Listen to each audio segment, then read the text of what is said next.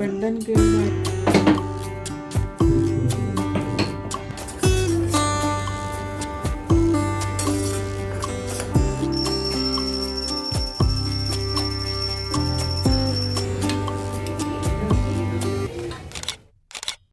Hello అండి, నేను మీ Jyothi. Welcome back to my channel రిత్కృతి స్వీట్ హోమ్. ఎలా ఉన్నారు? మీ అందరూ బాగున్నారా? నేను చాలా బాగున్నాను. ఈరోజు మీరు నా Thursday, Friday 2 days routine blog అయితే ఇందులో చూస్తారు. 2 డేస్ ర్యాండమ్గా రికార్డ్ చేశాను. ఎందుకో అక్కడి నుంచి వచ్చాక పెద్దగా కెమెరా పెట్టాలి, రికార్డ్ చేయాలి అంటే అదో రకంగా ఉంది. ఒక్కొక్కప్పుడు అంతే కదా, I think I need a break అనుకుంటా. ఐ డోంట్ నో ఎలా తీసుకోవాలో ఏంటో అని. బట్ ఈ బ్లాగ్ అయితే చాలా ఇంట్రెస్టింగ్గా, ఎంగేజింగ్గా ఉంటుంది. ఎక్కడా మీకైతే బోర్ కొట్టదు. కాబట్టి వీడియో చివరి వరకు మిస్ అవ్వకుండా చూడండి. సో ఎక్కువ ఆలస్యం చేయకుండా బ్లాగ్లోకి వెళ్ళిపోదాం, వచ్చేయండి. థర్స్డే, ఫ్రైడే 2 డేస్ బ్లాగ్ అని చెప్పాను కదా. ఇదైతే Thursday morning lunch box routine అనమాట. మార్నింగ్ లేవగానే మా కోసం ధనియా వాటర్ పెట్టేశాను.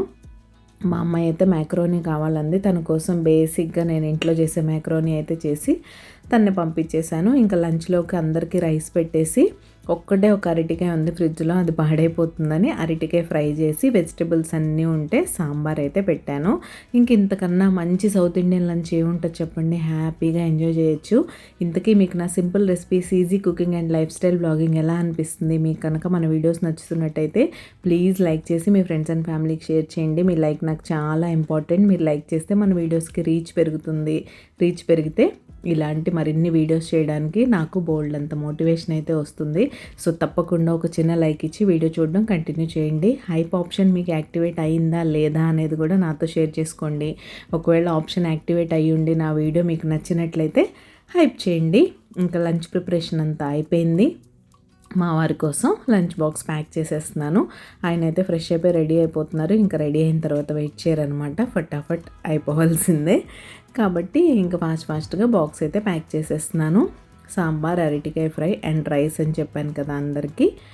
అదే పెట్టేసి ఇంకా ఆయన్ని పంపించేస్తే నా థర్స్డే పూజ అయితే చేసుకోవాలి ఈరోజు. సో థర్స్డే పూజ అంటే మీకు తెలిసిందే కదా, నాకు చాలా స్పెషల్. అండ్ మామూలు పూజతో పాటు సచ్చరిత్ర పారాయణ కూడా చేసుకుంటాను కాబట్టి కొంచెం ఎక్కువ టైం పడుతుంది.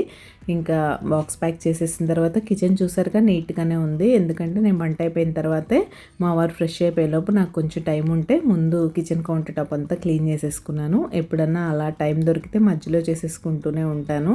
ఒక్కొక్కసారి వంట చేసేప్పుడే చేసేస్తూ ఉంటా. మీరు నాకు కామెంట్ చేయండి, మీలో ఎవరన్నా అలా ఉన్నారా? చేయగలుగుతున్నా సరే మనం క్లీనింగ్ అయితే వదలం. ఎక్కడన్నా ఏదన్నా స్పిలేజ్ ఉందంటే అది అప్పటికప్పుడు క్లీన్ అయిపోవాల్సిందే, లేకపోతే అస్సలు సాటిస్ఫాక్షన్ ఉండదు. ఇంకా దీని తర్వాత పప్పులు కూడా నానబెట్టాను ఇడ్లీ దోశ కోసం. వచ్చినప్పటి నుంచి వేద్దాం అనుకుంటున్నాను కానీ కుదరట్లేదు.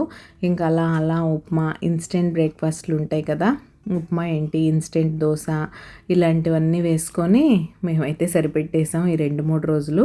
ఇంక ఇప్పుడు హై టైం అనమాట. ఎందుకంటే నిన్నటి నుంచి మా అమ్మాయి డిమాండ్ పెరిగిపోయింది. ఇడ్లీ దోశ నేను మిస్ అవుతున్నాను, నాకు కావాలి అని.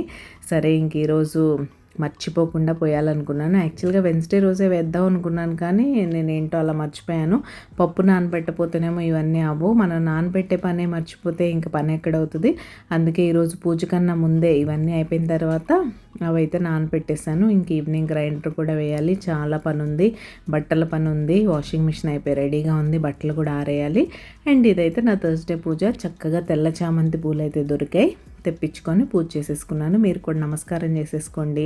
ఆ బాబా ఆశీస్సులు మీ అందరి మీద ఉండాలని మనస్ఫూర్తిగా కోరుకుంటున్నాను. ఇంకా తర్వాత నేను బట్టల పని అవన్నీ ఏం రికార్డ్ చేయలేదు. మా అమ్మాయిని తీసుకురావడం, మళ్ళీ తనకు వచ్చాక స్నాక్స్, ఇవన్నీ అలా ఫ్లోలో అయిపోయాయి. అవి నేను రికార్డ్ చేయలేదు. స్నాక్స్ అయితే ఈరోజు మా అమ్మాయి కోసం చీజ్ బ్రెడ్ చేశాను. చాలా ఈజీగా ఇంట్లోనే పిల్లలకి నచ్చేలా చీజ్ బ్రెడ్ అయితే చేసుకోవచ్చు రెసిపీ. ఆల్రెడీ మన ఛానల్లో ఉంది. దాన్ని అసలు రెసిపీ అనాలో అనకూడదో కూడా తెలీదు. అది అలా చేయాలో లేదో కూడా తెలీదు. అది నా ఓన్ రెసిపీ అనమాట. నేను అలా చేసి పెడతాను, మా ఇంట్లో వాళ్ళకి నచ్చుతుంది అంతే. యాక్చువల్గా చీజ్ బ్రెడ్ అలా చేస్తారో లేదో కూడా నాకు తెలీదు. ఎనీవేస్ మన ఇంట్లో మన పిల్లలకి ఎలా చేస్తే నచ్చుతుంది అనేది మనకే తెలుస్తుంది కాబట్టి ఆ పద్ధతిలో చేసుకుంటూ వెళ్ళిపోవడమే బెటర్ అని నేనైతే నమ్ముతాను. మీరేమంటారో నాతో చెప్పండి. ఇంక ఇక్కడైతే గ్రైండర్ ఇడ్లీ పిండి వేసేసాను, అయిపోయింది. మీరు చూస్తున్నప్పుడే రవ్వ కూడా నానబెట్టాను కదా. నేను ఎప్పుడైనా ఇడ్లీ రవ్వ ముందే నానబెట్టిన పప్పుతో పాటు జస్ట్ నేను గ్రైండర్ ఆన్ చేసేప్పుడు ఒక 2-3 టైమ్స్ వాష్ చేసి నానబెట్టేస్తాను. మళ్ళీ ఫైనల్గా ఒకసారి క్లీన్ చేసేసి మిక్స్ చేసేస్తాను అంతే. ఆ మిక్స్ చేసుకోవడంలోనే మనం ఉంటుంది. మామూలుగానే గ్రైండర్లో వేసిన పిండి బాగానే ఉంటుందిలేండి, మిక్సీలో వేసుకుంటేనే ఎక్కడ లేని సమస్యలన్నీ వస్తాయి.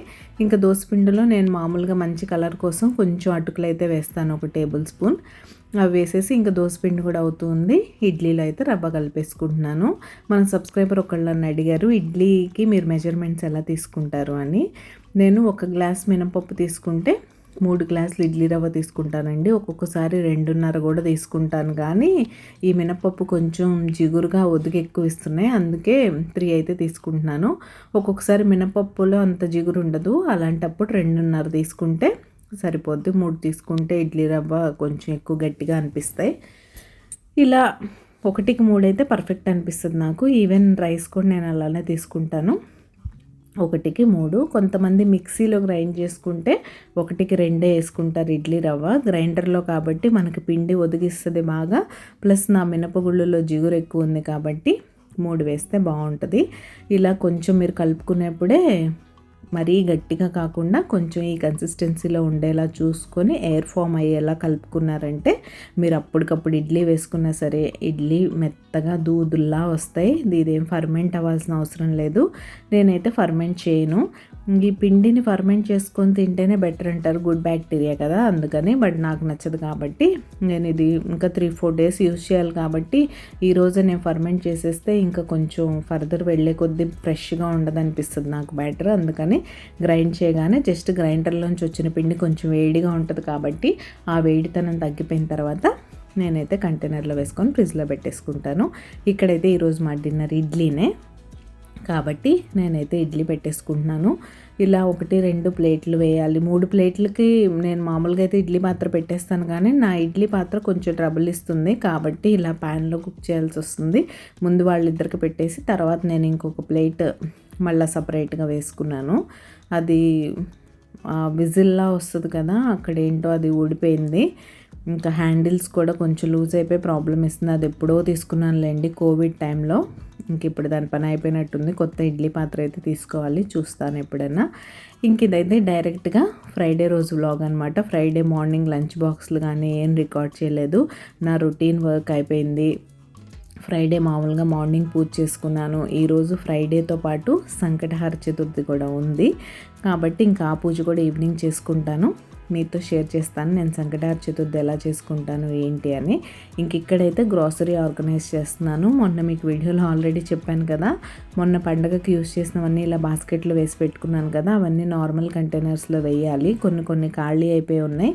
ఇప్పుడు కనుక ఇక్కడ అక్కడ ప్యాకెట్స్లో ఉన్న గ్రాసరీ అంతా నీట్గా ఫిల్ చేసి పెట్టేసుకుంటే ఒక ఐడియా వస్తుంది గ్రాసరీ ఏం తీసుకురావాలి ఏంటి అని. సో దట్ అవసరమైనవన్నీ లిస్ట్ రాసేసి దీవాళీ ముందు వెళ్ళి నేనైతే గ్రాసరీ తీసుకొస్తాను. దానికోసమని ఈ పని కూడా ఈరోజు పెట్టేసుకున్నాను అనమాట. ఫ్రైడే ఆఫ్టర్నూన్ ఇవాళ ఎలా అయినా చేసేయాలని అన్ని కంటైనర్స్లో పోసేసి ఖాళీగా ఉన్నవన్నీ కొన్ని వాష్ చేసే ఉన్నాయి, కొన్ని ఆల్రెడీ క్లీన్ చేసి పెట్టేశాను. ఇవన్నీ నేను పండగ వచ్చినప్పుడే చేయాలి, అన్నీ ఖాళీ అయినప్పుడే చేయాలి అలా అయితే పెట్టుకోను. ఎప్పుడు ఏ కంటైనర్ ఖాళీ అయిపోద్దో అప్పుడు దాన్ని క్లీన్ చేసేసి నీట్గా ఆరబెట్టేసి గ్రాసరీ రీఫిల్ అయితే చేసేసుకుంటాను నేను. మీరు ఎలా చేస్తారనేది నాతో చెప్పండి. మనం అలా చేస్తూ ఉంటే అవి మనకి పెద్ద బర్డన్లా అనిపించదు. ప్లస్ కంటైనర్స్ అన్నీ ఎప్పుడు నీట్గా ఉంటాయి. మనకి ఒకేసారి అన్నీ తీయాలి, ఒకేసారి అన్నీ ఖాళీ అవ్వవు, మళ్ళీ వాటిని వేరే ప్లేట్స్లో వేయాలి, అన్నీ ఒకేసారి వాష్ చేయాలి, అవి డ్రై అవ్వాలి, తర్వాత అన్నీ రీఫిల్ చేసుకోవాలి. ఇదంతా కొంచెం స్ట్రెస్ఫుల్గా అనిపిస్తుంది. అలా కాకుండా మీరు ఒకసారి ఇలా ట్రై చేసి చూడండి. ఎప్పుడు ఏ కంటైనర్ ఖాళీ అవుతుందో అప్పుడు దాన్ని వెంటనే క్లీన్ చేసేసుకోవడం, నీట్గా ఆరబెట్టుకోవడం. మీకు ఎండలో పెట్టుకునే అలవాటు ఉంటే ఎండలో పెట్టేసుకొని మళ్ళీ దానిలో కావాల్సిన గ్రోసరీ రీఫిల్ చేసుకొని పెట్టేసుకోవడం. ఇలా అయితే చాలా ఈజీగా ఉంటుంది. మామూలు గ్రోసరీతో పాటు నేను పోపులు పెట్టి కూడా మొత్తం ఖాళీ అయిపోయింది. దానివల్ల కూడా ఏదన్నా పోపు పెట్టాలంటే అసలు మొత్తం తీయాల్సి వస్తుంది. అన్నీ విడివిడిగా ఉంటాయి కదా, ఆవాలు, జీలకర్ర, శనగపప్పు విడివిడిగా కంటైనర్స్లో ఉంటాయి కాబట్టి అవన్నీ తీసి పెట్టుకొని చేయాల్సి వస్తుంది. అలా కాకుండా పోపులు పెట్టి ఎప్పుడు నిండుగా ఉందనుకోండి, అప్పుడు అందులోంచి తీసేసుకొని ఈజీగా వేసుకోవచ్చని ఇంకా దాన్ని కూడా ఫిల్ చేసేస్తున్నాను. ఇక్కడ ఉన్నవన్నీ చూస్తున్నాను, ఇక్కడ ఉన్నవన్నీ అక్కడ ఏమన్నా ఉన్నాయా ఉంటే వాటిని సపరేట్గా తీసేసి తర్వాత వాటిపైనుంచి మామూలుగా ఫ్రెష్ ఫిల్ చేసేసిన తర్వాత పైనుంచి ఓల్డ్ అయితే వేస్తాను, సో దట్ ఫస్ట్ అవి యూస్ చేయొచ్చని. అండ్ ఇక్కడ బ్రౌన్ షుగర్ కూడా అయిపోతే తెప్పించాను, అది కూడా కంటైనర్లో వేసేస్తున్నాను. ఇంతకీ మీరు సబ్స్క్రైబ్ చేసుకున్నారా లేదా? మీరు ఎవరైనా సబ్స్క్రైబ్ చేయకుండా మన వీడియోస్ చూసినట్లయితే ప్లీజ్ సబ్స్క్రైబ్ చేసుకొని నన్ను సపోర్ట్ చేయండి. సబ్స్క్రైబ్ చేసుకున్న తర్వాత బెల్ ఐకాన్ ట్యాప్ చేస్తే 3 ఆప్షన్స్ వస్తాయి. అందులో ఆల్ సెలెక్ట్ చేసుకుంటే నేను ఎప్పుడు వీడియో అప్లోడ్ చేసినా మీ మొబైల్కి నోటిఫికేషన్ వచ్చేస్తుంది. మీ దగ్గర ఫ్రీ టైం ఉన్నప్పుడు చూసేయచ్చు. సో తప్పకుండా సబ్స్క్రైబ్ చేసుకొని నన్ను సపోర్ట్ చేయండి. వీడియోస్ ఎలా అనిపిస్తున్నాయి, మీరు మన ఛానల్లో ఎలాంటి వీడియోస్ చూడాలనుకుంటున్నారు ఏంటి అనేది నాతో చెప్పడం అస్సలు మర్చిపోవద్దు. అండ్ మీరు ఏదన్నా స్పెషల్ రెసిపీస్ నన్ను ట్రై చేయమని అడగాలనుకుంటే కామెంట్ సెక్షన్లో కామెంట్ చేయండి. మీరు ఇక్కడ కామెంట్ చేసినా ఓకే, లేదా సేమ్ రిత్కృతి స్వీట్ హోమ్ ఐడితోనే మనకి ఇన్స్టా అకౌంట్ కూడా ఉంది, అక్కడ కూడా మీరు నాకు DM చేసేయచ్చు. అండ్ ఈ పర్టికులర్ వీడియో మీకు ఎక్కడ నచ్చింది అనేది టైం ఫ్రేమ్ మెన్షన్ చేస్తూ నాతో కామెంట్ చేయడానికి ట్రై చేయండి. వీడియో అప్లోడ్ అయినప్పటి నుంచి నేను మీ కామెంట్స్ కోసం వెయిట్ చేస్తూ ఉంటాను. సో నా కోసం కొంచెం టైం తీసుకోవచ్చు కదా. హలో అండి, గుడ్ ఈవినింగ్. ఈరోజు అయితే ఫ్రైడే అండ్ సంకటహార చతుర్థి. ఈ వ్లాగ్ నిన్న స్టార్ట్ చేశాను, నిన్నైతే దాన్ని ఎండ్ చేయలేదు. సో ఈరోజు నా ఈవినింగ్ పూజ, నైట్ రొటీన్తో పాటు ఈ వీడియోని అయితే ఎండ్ చేస్తాను. ముందు చెప్పినట్టే ఈరోజు Friday and Sankatahara Chaturthi. So evening పూజని ఎలాగో చేసుకుంటాను. ఫస్ట్ నుంచి మన వీడియోస్ ఫాలో అయ్యే సబ్స్క్రైబర్స్ అందరికీ తెలుసు, రవ్వతో ఉండ్రాళ్ళు చేసి వినాయకుడికి బెల్లంతో నైవేద్యంగా పెట్టుకొని పూజ అయితే చేసుకుంటాను. ఆ పూజ ఎలా చేసుకుంటాను, ఉండ్రాళ్ళు ఎలా చేస్తాను అనేది కూడా కంప్లీట్గా మీతో షేర్ చేస్తాను. సో వీడియో చివరి వరకు మిస్ అవ్వకుండా చూడండి. ఇంతకీ వీడియోస్ ఎలా అనిపిస్తున్నాయి, మీరు వీడియో లైక్ చేశారా లేదా? ఇప్పటి వరకు లైక్ చేయకపోతే ఇక్కడే వీడియో లైక్ చేసి చూడడం కంటిన్యూ చేయండి. అండ్ మీకు ఈ వీడియో ఎక్కడ నచ్చింది అనేది టైం ఫ్రేమ్ మెన్షన్ చేస్తూ నాకైతే కామెంట్ సెక్షన్లో కామెంట్ చేసేయండి. నేను మీ కామెంట్స్ కోసం వెయిట్ చేస్తూ ఉంటాను. సో పూజకి టైం అయిపోతుంది, నేనైతే నైవేద్యం ప్రిపేర్ చేసేసుకుంటాను. బ్లాగ్ కంటిన్యూ అవుతుంది, చూస్తూ ఉండండి. ఇంక ఈ నైవేద్యం విషయానికి వస్తే వినాయకుడికి చాలా ఇష్టమైన నైవేద్యం ఇది. రవ్వతో కుడుములు చేస్తాం కదా, అవి కుడుములు, ఉండ్రాళ్ళు మీరు ఏమన్నా అనొచ్చు. నేనైతే లలిత బ్రాండ్ రైస్ రవ్వ యూజ్ చేస్తాను. ముందుగా దీనికోసం మీరు కొంచెం పెసరపప్పు కానీ పచ్చిశనగపప్పు కానీ నానబెట్టుకోండి. పచ్చిశనగపప్పు అయితే కొంచెం ముందే నానబెట్టుకోవాలి, అవి నానడానికి టైం పడుతుంది కాబట్టి. పెసరపప్పు అయితే మీరు జస్ట్ ఫ్రెష్ అయ్యి వచ్చి నానబెట్టుకున్న ఊరికే నానిపోతే మనం వడపప్పు కోసం నానబెట్టుకుంటాం కదా, అలానే ముందుగా ప్యాన్లో ఆవు నెయ్యి అయితే తీసుకున్నాను నేను, నైవేద్యం కాబట్టి. ఆవు నెయ్యిలో ముందుగా పెసరపప్పు, కొంచెం జీలకర్ర వేసి ఫ్రై చేసుకోండి. పెసరపప్పు పచ్చివాసన పోయే వరకు నెయ్యిలో ఫ్రై అయిన తర్వాత నేనైతే 1 గ్లాస్ రైస్ రవ్వ అయితే తీసుకున్నాను. ఆ రవ్వను కూడా కొంచెం ఫ్రై చేసుకున్న తర్వాత కొద్దిగా సాల్ట్ యాడ్ చేసుకోండి. అంతే, 1కి 2 వాటర్ పోసి మిక్స్ చేశారంటే ఒక 5 మినిట్స్లోనే రెడీ అయిపోతుంది ఉప్మాలాగా. తర్వాత దీన్ని చల్లారనిచ్చి మీరు చేతికి కొంచెం నెయ్యి అప్లై చేసుకుంటూ ఉండ్రాళ్ళు చుట్టేసుకోవడమే. చేసుకోవడం చాలా ఈజీ, టేస్ట్ కూడా చాలా బాగుంటుంది. స్వామికి పెట్టాక మనం ఇదే తినచ్చు. అండ్ ఈ సంకటహార చతుర్థి పూజ విషయానికి వస్తే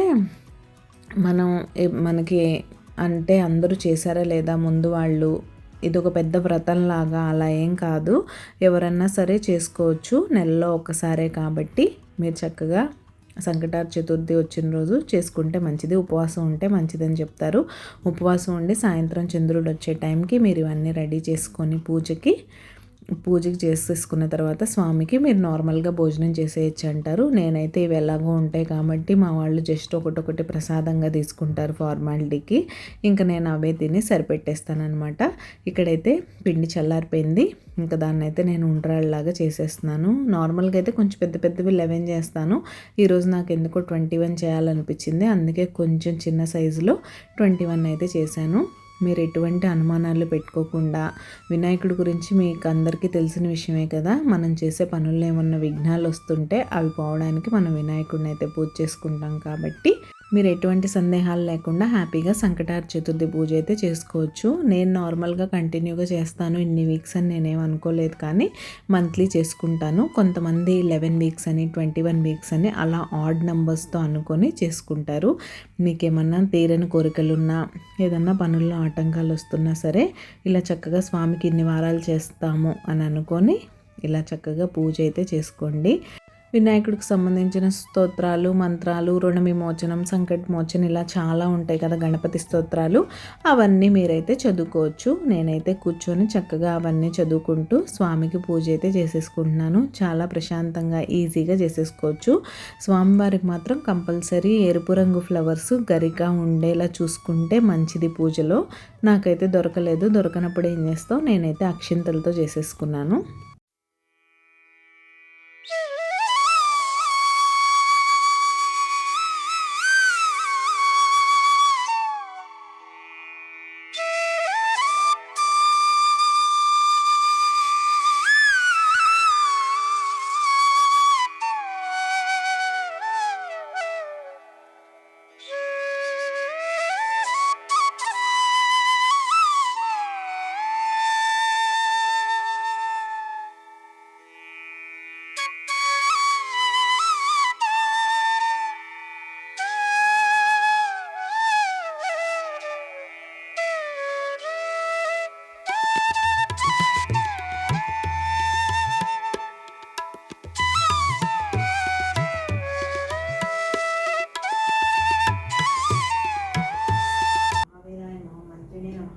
ఓం మంగళసూచాయ నమః, ఓం గంభీరనిదాయ నమః, ఓం అటవే నమః, ఓం జ్యోతిషే నమః, ఓం అక్రాంత పదచిత్రమే నమః, ఓం అభిష్టవర్ధాయ నమః, మంగళప్రదాయ నమః, అవ్యక్తరూపాయ నమః.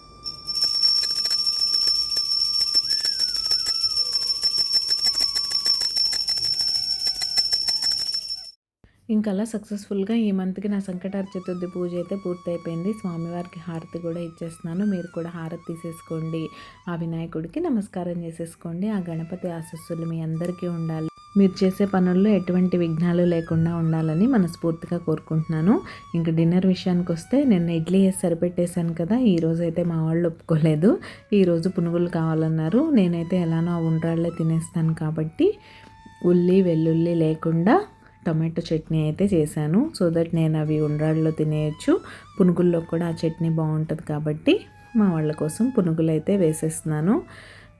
మీరు డిన్నర్లో యూజువల్గా ఏం తింటూ ఉంటారు? కొంతమంది రోజు చపాతీనే తింటారు, కొంతమంది ఇలా టిఫిన్స్ మార్చి తింటూ ఉంటారు. పునుగులు మాత్రం భలే కలర్ వచ్చాయి కదా, ఇప్పుడు చూస్తున్నా సరే పునుగులు తినేయాలనిపిస్తుంది.